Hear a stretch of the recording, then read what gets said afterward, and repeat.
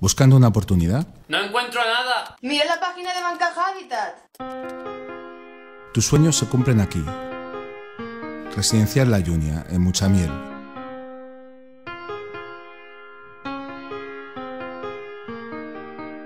A 5 minutos de la playa de Alicante.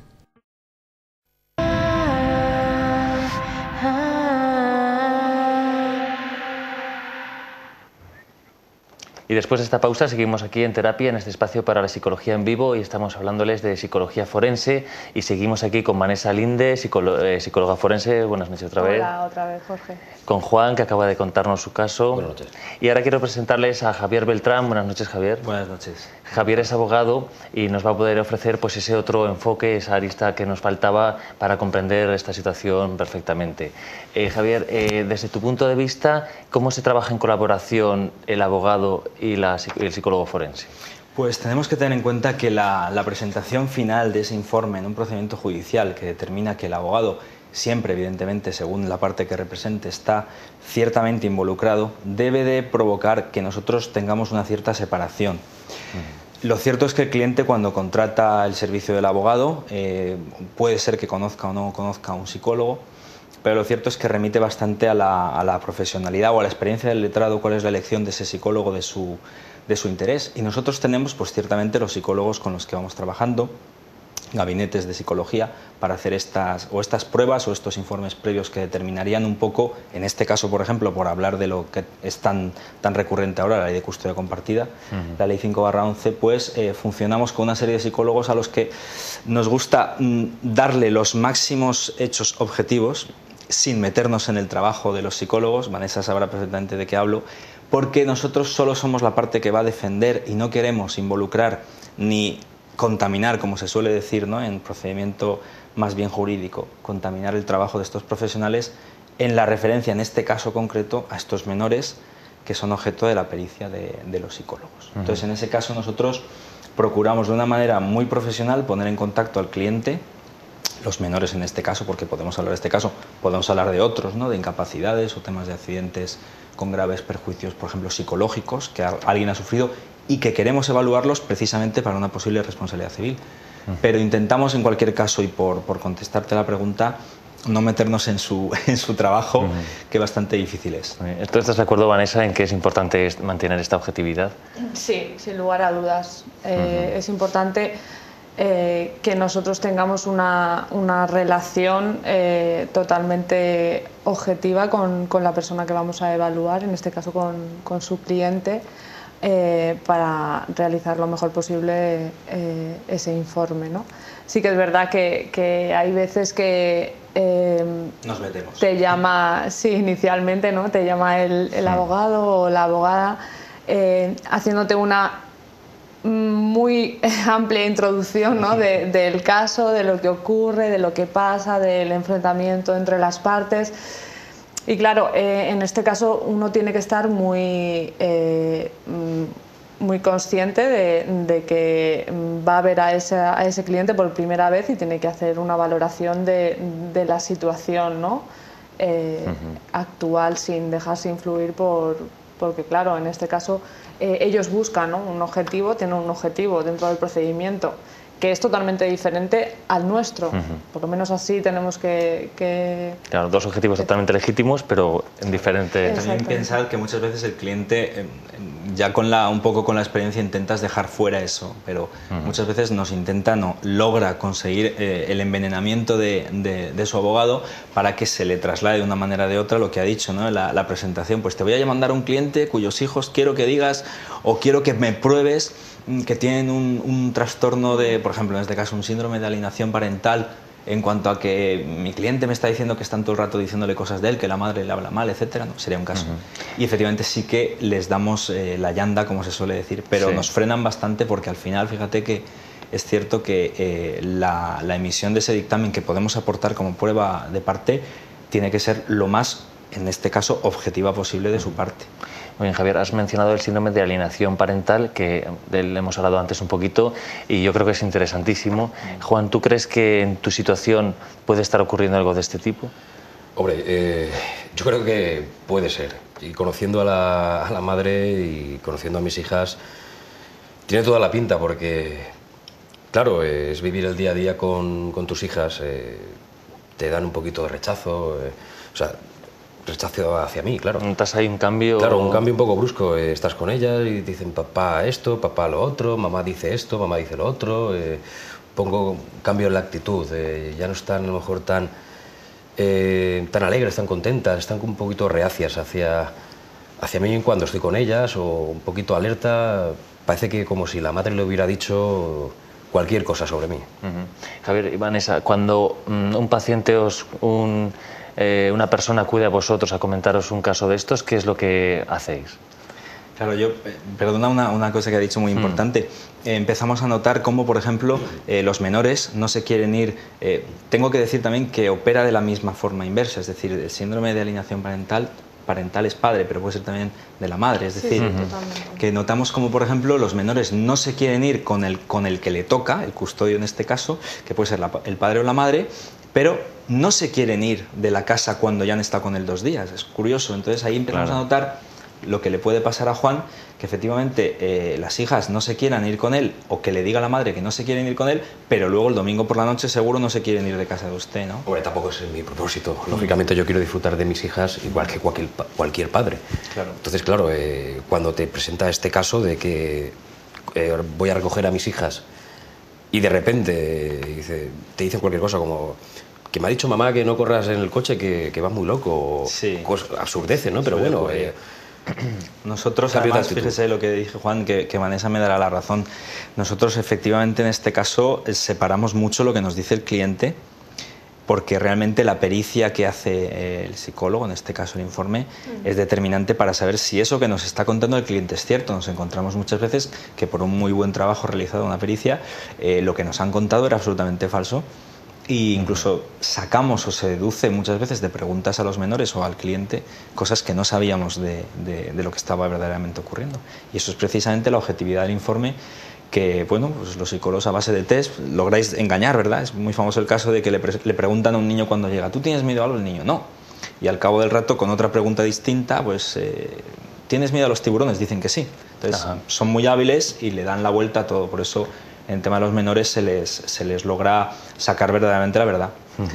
Algún día, perdón, tenemos que hablar de los test, lo interesante que es la forma de preguntar para conseguir la mayor veracidad en la respuesta, pero yo he estado escuchando y me llama mucho la atención, pues en este caso los menores que están cambiando, como decís, en 2 días piensan una cosa, a los 2 días de estar con el otro progenitor piensan otra cosa. Este cambio emocional tiene que ser un trastorno importante, ¿no? Desde la psicología, ¿qué se puede hacer en un caso así? ¿Qué recomendarías, Vanessa? Bueno, yo no diría tanto un trastorno, ¿vale? Aquí básicamente existe un conflicto de lealtades por parte del menor. Es decir, hay que tener en cuenta que los niños tienden a protegerse. Hay una situación de separación en la que hay una gran conflictividad y el niño, cuando está en casa de su madre y cuando está con su madre, su manera de protegerse tiene que estar bien en ese ámbito, tiene que agradar a la madre para que la madre no se enfade si dice algo positivo del padre, etcétera, ¿no? Tiene que haber una protección del menor, porque el tiempo que esté con la madre tiene que encontrarse bien. Por el contrario, cuando se va con el padre, todo esto en situaciones altamente conflictivas, ¿vale?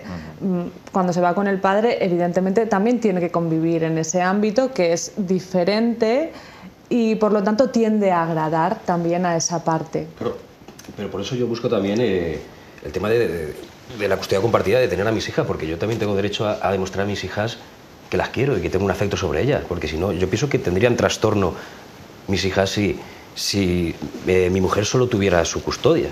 Porque imagínese, al hacerse mayor, con los amigos, tu padre es esto, tu padre es lo otro, o sea, todo lo que le pueda decir mi exmujer, o sea, eso puede influir bastante en la mentalidad de mis hijas respecto a su padre. Claro. O sea, ¿qué pueden llegar a pensar?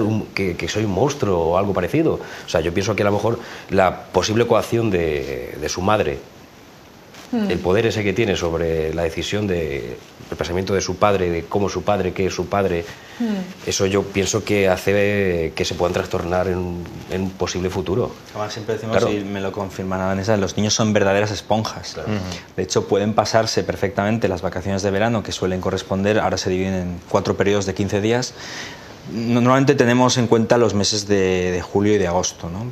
Entendemos que sí que hay vacación previa, pero bueno, esos días intentamos, más que nada para cuadrar, ¿no? Los 4 periodos de 15 días, los niños desarrollan unas actividades con el padre que son propias de estar con el padre, digamos las más guerreras o las más pues, del niño con el padre, etcétera, ¿no?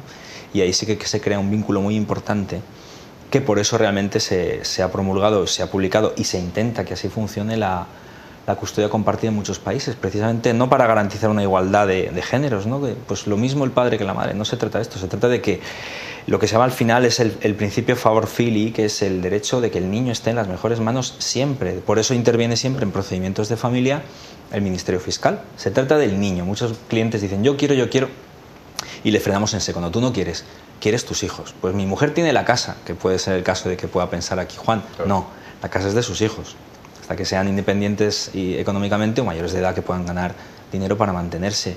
Y en este caso concreto, esa tensión que se genera con el padre, como sería el caso de usted, recogiendo a los niños a las 5 y devolviéndolos a las 8, sería muy atenuada, por ejemplo, muy disipada en el caso de que pues, pudiera permanecer más tiempo.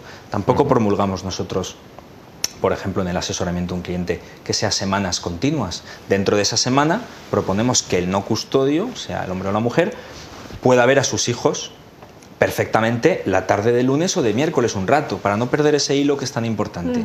Y en cuanto a, por explicarlo de una manera más técnica, ¿no? Esa relación que se puede quebrar es mucho mejor que los padres hablen, que puedan verse con los niños, que puedan tener a los niños en su compañía al mismo tiempo.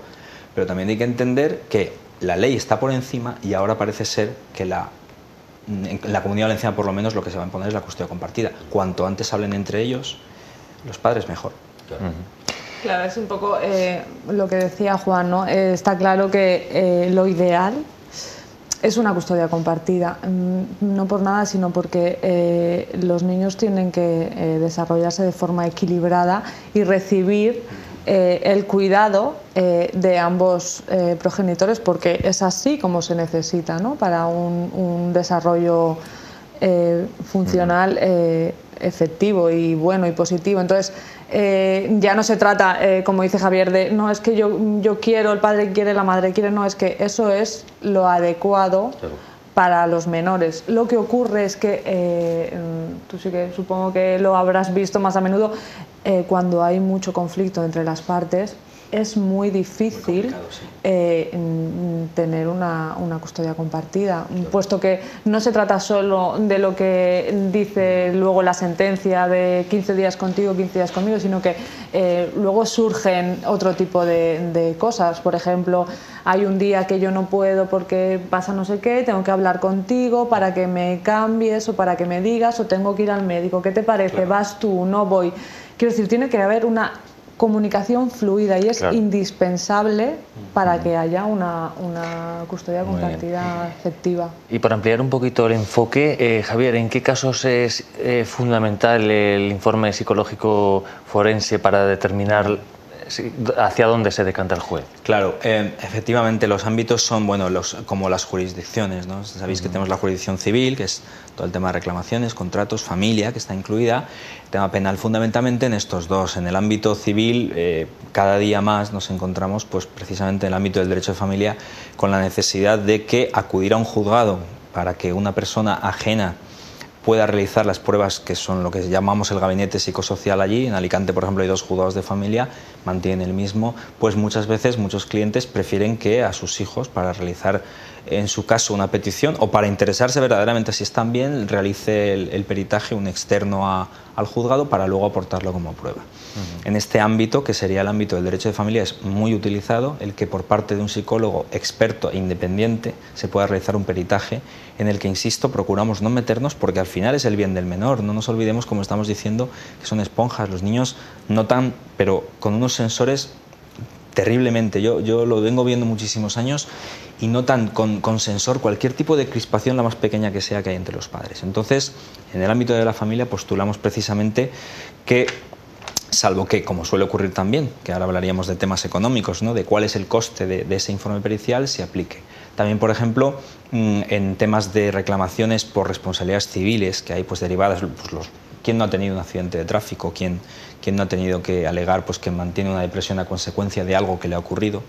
En esta rama del derecho, que sería también la rama del derecho penal, pero orientado hacia la responsabilidad civil, es absolutamente necesario la determinación por parte de profesionales externos de cuál es la incidencia a estos efectos, ¿no?, de esa depresión o de ese contenido que pueda ser peyorativo para el cliente, para poder alegarlo al final, desgraciadamente, para solicitar económicamente una cuantía superior.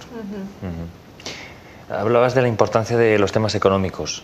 En este sentido, ¿cómo está la situación? Porque realmente si son pruebas, me imagino que son pruebas costosas. Claro, por ejemplo, en los juzgados de familia donde nosotros ejercemos, pues nos hemos encontrado con que muchas veces los propios jueces dicen: ¿pueden ustedes someterse a un peritaje externo? Se insacula, que es elegir uno de los que hay en los libros de la Comunidad Valenciana, y se elige. Pues puede costar, a lo mejor, este profesional, merecidísimo, puede solicitar 1.200 euros, que en este caso a lo mejor los clientes no tengan. De momento, y en Alicante, que es donde podemos decir que hemos ejercido más, aunque también hay muchos juzgados que también lo hacen, hay un gabinete, que es el gabinete psicosocial, que gratuitamente, ese es el coste que estamos pagando de la justicia, determinan con estas periciales y estos test que estás diciendo cuál es la mejor o el mejor tipo de custodia compartida para los menores. Ajá. O sea que existe ese recurso. Podríamos decir, fíjate, perdóname, que no habría justicia para ricos y para pobres en derecho de familia en cuanto a las periciales, porque las hace el juzgado, y cuando las hacen peritos externos el coste es más o menos asumible. Bueno, tenemos el turno de oficio también. Efectivamente. También la gente que no pueda litigar con un abogado propio tiene un turno de oficio al que puede acudir, y también hay psicólogos en ese turno de oficio que son gratuitos para la presentación de un informe inicial. Corre a cargo también de la Administración de Justicia. Muy bien.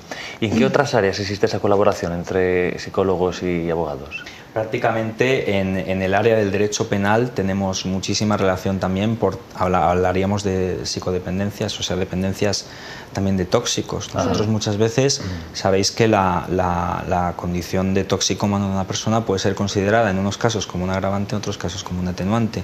Por concretar y no extendernos con lo que sería hablar, pues eso, ¿no?, de la toxicomanía, sí que es cierto que existen muchísimas periciales, que informes psicológicos que determinan, en este caso también penal, cuál es la peligrosidad del sujeto para poder alegarlo ante un juzgado de lo penal, una audiencia en una causa criminal, para poder intentar lograr esa atenuante, o en ese caso ese agravante, si podemos acreditar que no está bien, ¿verdad?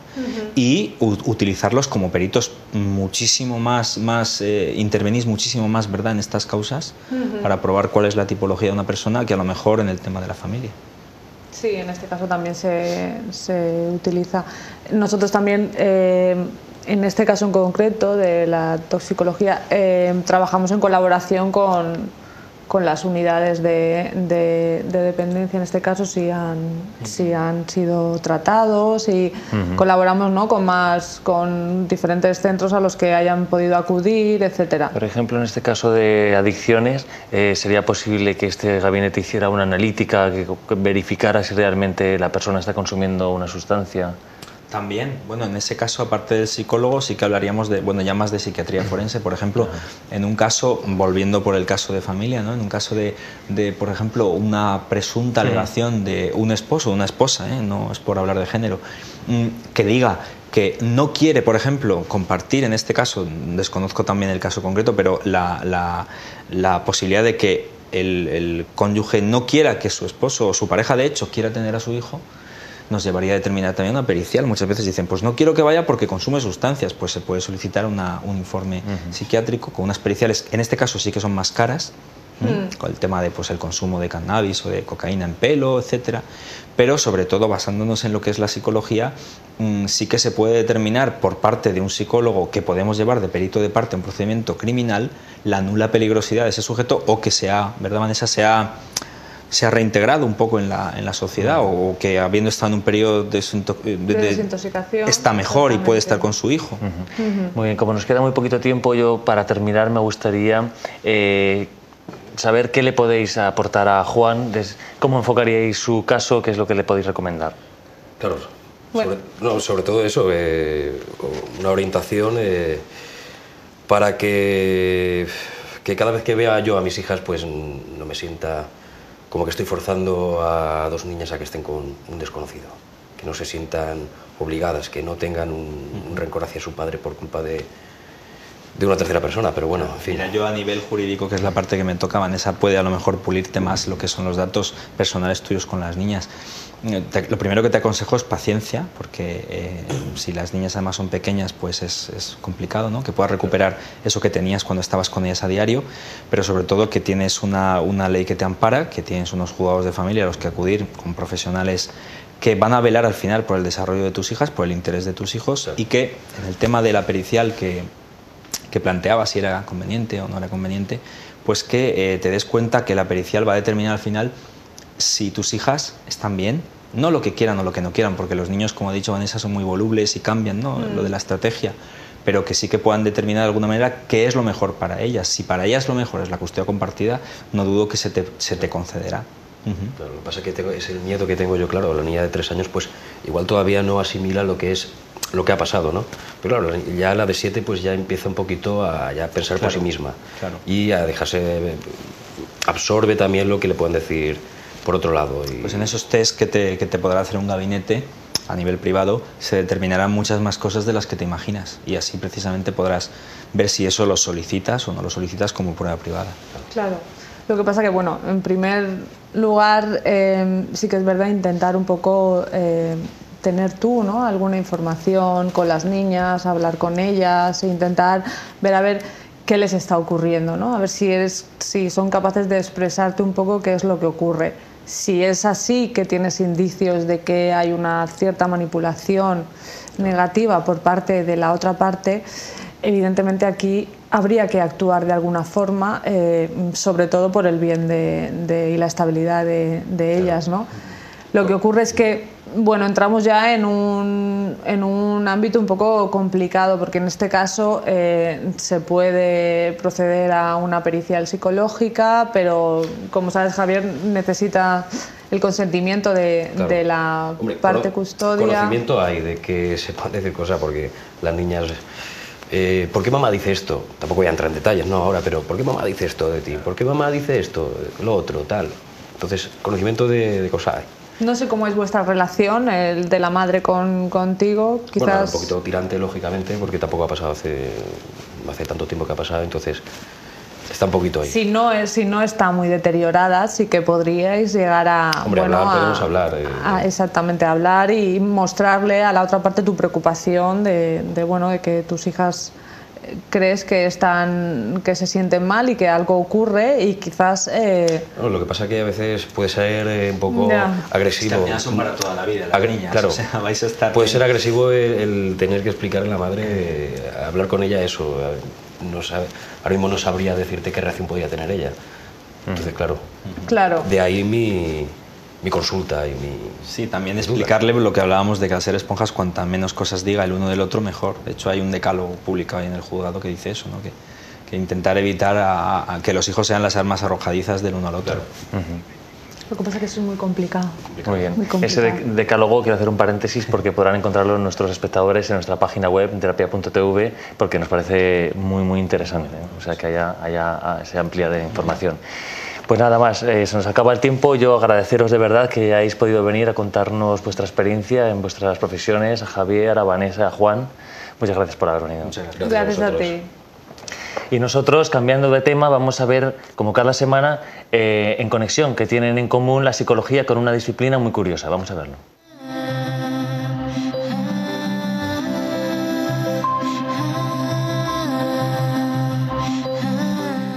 Hola, buenas noches. Estamos una semana más en Conexión y esta noche les vamos a hablar sobre la psicología y el networking. Para ello tenemos a Mónica Guillén, que es la directora del Centro de Idiomas La Hoya, en Elche. Buenas noches, Mónica. Buenas noches. Si no te importa, voy a hablar en inglés porque es una parte muy importante a la hora de hacer networking. Okay? Okay, networking it's an activity where a group of people, mainly from businesses, get to know each other and they talk about their businesses and they find that they make business with other people, sharing what needs they have, what services or products they can offer.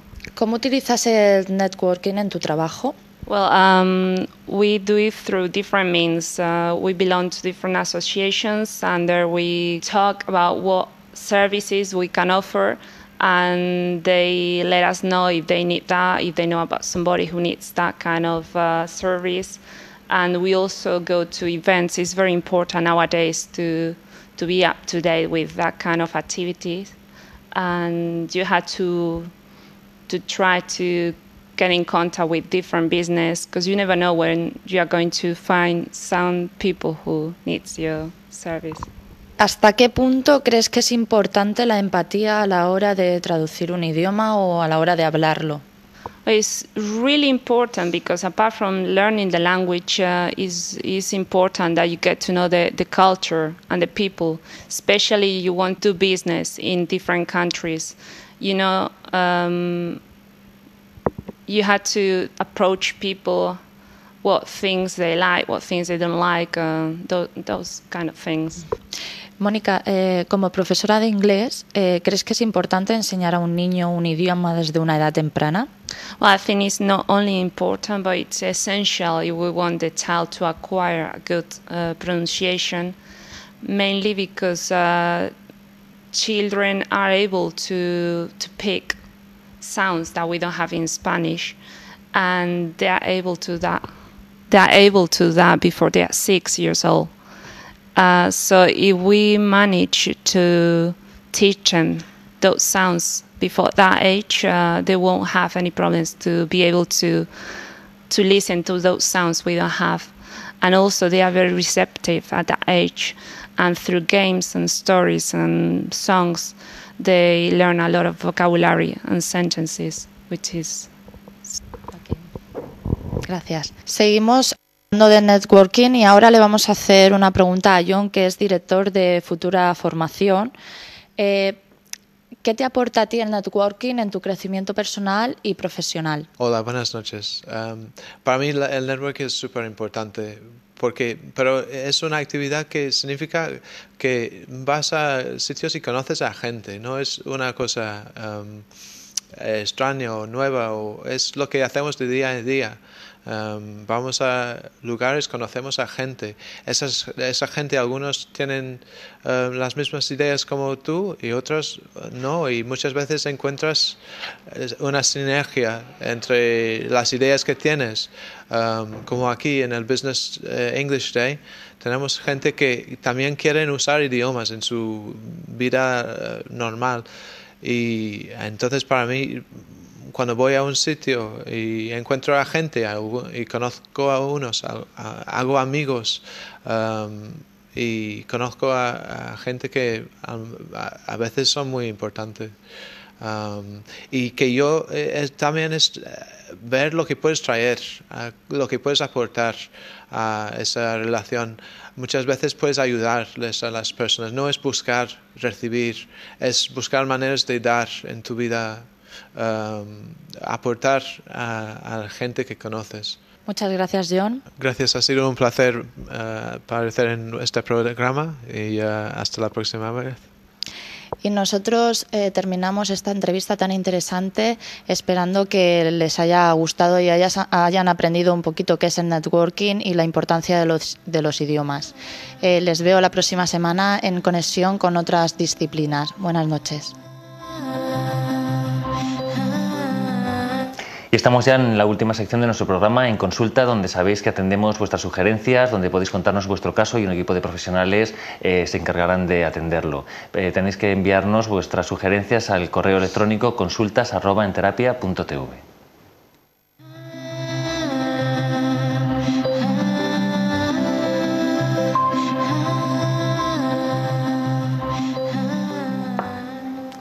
Y para atender el caso de hoy está con nosotros Lorena Manzanas. Buenas noches, Lorena. Hola, buenas noches, Jorge.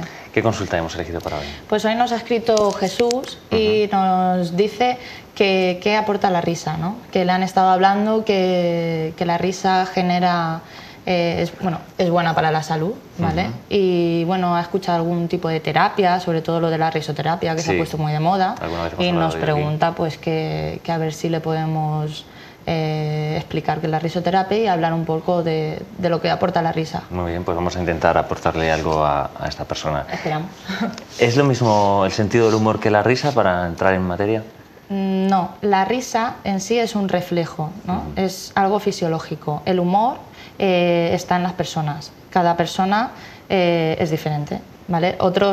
Algunos tienen un sentido del humor muy, muy elevado y otros tienen un sentido del humor muy escaso. Pero la risa es, pues eso, un reflejo, ¿no? Un reflejo, ¿no? del humor, ¿no? Cuando te cuentan un chiste, pues la respuesta es reírse. ¿Y piensas que realmente es importante el sentido del humor? Yo creo que es muy importante el sentido del humor, porque aparte de ser bueno para la salud, también es bueno para las relaciones sociales, ¿vale? Y para llevar un tipo de vida pues con mucha más alegría, ¿no? Entonces pienso que sí. ¿Sabemos algo a nivel fisiológico, algo de...? Sí, se están haciendo muchas investigaciones, antes no se conocían tantas porque, claro, al ser un reflejo de cómo es tan universal, pues... No... Sí, porque es curioso que es algo muy universal, o sea, en todas las culturas... En todas las culturas la risa es para todos lo mismo, ¿no? Y entonces, a nivel fisiológico, el hecho de reírse genera un movimiento de músculos que ni tú ni yo ni nadie sabemos que existen, ¿vale? También al reírnos generamos muchas endorfinas, nuestro sistema nervioso se activa. Entonces también es muy bueno para la gente que padece depresión, ¿vale? Se está trabajando mucho con la medicina de la risa, que los médicos lo están utilizando para la gente que tiene problemas crónicos de dolor, como la fibromialgia, sí, el cansancio crónico, la artritis, esclerosis múltiple, ¿no? Todo eso. ¿Medicina de la risa sería lo mismo que risoterapia? ¿O? No. La risoterapia en sí es, es una herramienta, ¿vale? Que se utiliza pues para hacer en grupo normalmente para que la gente libere tensión, ¿vale? Entonces hay muchos juegos, hay muchas dinámicas, también la utilizan muchos psicólogos pues para las parejas, para que entre ellos surja pues otra vez esa conexión, ¿no? Porque normalmente se dice que tú te enamoras de una persona si te hace reír. Es cierto. Entonces, el hecho de que nuestra pareja nos haga reír, pues como que genera esa tensión, otra vez, ese hormigueo. Que a nivel filogenético, incluso desde el origen de la especie, el cuerpo sabe que la risa es importante, ¿no? Que es algo sano, y por eso también busca en su pareja algo así. Claro. O sea, nosotros necesitamos llevar una vida feliz. Y la felicidad conlleva una risa, ¿no? Una sonrisa. Y contar chistes, ¿no? Tú estás ahí en un grupo de amigos y te cuentas un chiste y te vas a tu casa contento. Claro. ¿No? ¿Y por qué ocurre que a cada persona le hacen gracia un tipo de cosas? Porque hay... Bueno, eso va por el tipo de personalidad, ¿no? También es verdad que el humor en sí es un mecanismo de defensa. ¿Vale? A lo mejor hay una situación un poco hostil, un poco con tensión y alguien cuenta un chiste, entonces ya se rompe el hielo. Se relaja la tensión. Claro. Entonces, ¿por qué a cada uno le afecta de una manera? Pues depende ¿no? de la personalidad Muchas de cada veces uno. parece que incluso pues, la típica broma, o ver a una persona, por ejemplo, que choca contra una puerta transparente, es algo que en casi todas las culturas hace gracia, pero quizá más a las personas que eso les produciría mucha vergüenza, ¿no? O que son más vergonzosas. Claro, porque, a ver, el hecho de que tú veas a una persona que se cae hace gracia porque es una situación embarazosa, ¿no? Entonces te entra una risilla así nerviosa que no sabes por dónde tirar y eso pues es lo que he dicho antes, quita mucho hierro al asunto y es una reacción. Claro. O sea, a ti te habrá pasado muchas veces que un amigo tuyo se ha caído y tú pues te has reído. Has visto que se ha hecho daño y ya la cosa cambia. Y de hecho con los bebés, incluso cuando a veces un bebé se da un pequeño golpe, el bebé lo primero que hace es mirar al padre y si el padre se asusta, pues él llora, ¿no? Y si el padre se lo toma de otra manera, se ríe. En el caso de los bebés es muy curioso porque ha habido un estudio que dice, bueno, he dicho antes que la risa relaja el dolor, ¿no? Lo disminuye. Entonces, en los bebés, como son tan débiles, su risa es más contagiosa. Por eso se ríen esas carcajadas, pues para generar más endorfinas y que el cuerpo y dopamina y adrenalina. Eso, y serotonina, ¿no? Que son hormonas para reducir mejor, que para contrarrestar, sí, más saludable. Muy bien, porque la risoterapia, me acuerdo que en un programa estuvimos hablando de él como medio de trabajar las dificultades sexuales en la pareja. Cuando hicimos el seguimiento de las dos parejas, uno de ellos, recordemos que ella tenía problemas sexuales con su pareja porque estaba en el periodo de menopausia. Entonces no quería mantener relaciones sexuales con su pareja porque le dolía. Yo vi que entre ellos dos había ese punto de conexión porque los dos, bueno, sobre todo él era muy humorístico, ¿no? Siempre andaba con bromas y ella, pues, oye, le respondía y le surgía afecto. Entonces les propuse que para llegar a esa conexión y para que a ella se le despertara ese líbido, ¿vale? Y al segregar endorfinas, pues ya sabemos que... Claro, y potenciaste esta característica en el caso de él, ¿no? Claro, le dije eso, que hicieran ejercicios de risoterapia, que se hicieran gracias, que se miraran en el espejo y se hicieran burla, lavándose los dientes, ¿no? No sé, claro. Con tu pareja es muy íntimo eso de empezar a lavarte los dientes y pensar, y te ríes. Claro, y además aparte en los tabúes que tenían con ciertos temas y con ciertas áreas de su sexualidad, y pudieron enfrentarlas de otra manera. Es que cuando hay un tema difícil, si le pones un poco de humor, es más fresco. Claro, y luego está el vacío, el humor como forma de enfrentar el vacío existencial que podemos ver, por ejemplo, en Woody Allen, ¿no? En sus películas, en sus frases, ¿no? Que él siempre tiene un toque de humor para, pues eso, quién soy yo, dónde voy, de dónde vengo, qué hago aquí, pues me lo tomo con humor. Exactamente. Ante la falta de respuestas, le pongo un humor y ya está. Muy bien. Pues nada, no sé si hay alguna cosa que nos quede importante. No, básicamente eso, que la risa pues es bastante saludable, ¿vale? Que debemos por lo menos hacer el esfuerzo de reírnos todos los días y de hacer ejercicios para reírnos, porque mueves muchos músculos que normalmente no se mueven y creo que llevar una vida con una sonrisa y con humor es mejor que llevarla triste. Por supuesto. Pues muchas gracias, Lorena. Nada, a ti. Esperamos que haya servido a Jesús, la persona que nos escribía, y a muchos otros telespectadores que tengan una duda parecida. Y nosotros nos vamos a despedir ya, lo vamos a hacer con una obra del pintor Alfredo Serrano en la que ha tratado de reflejar el tema de la semana, y nos vemos el próximo miércoles a las 10:30 de la noche aquí en Terapia.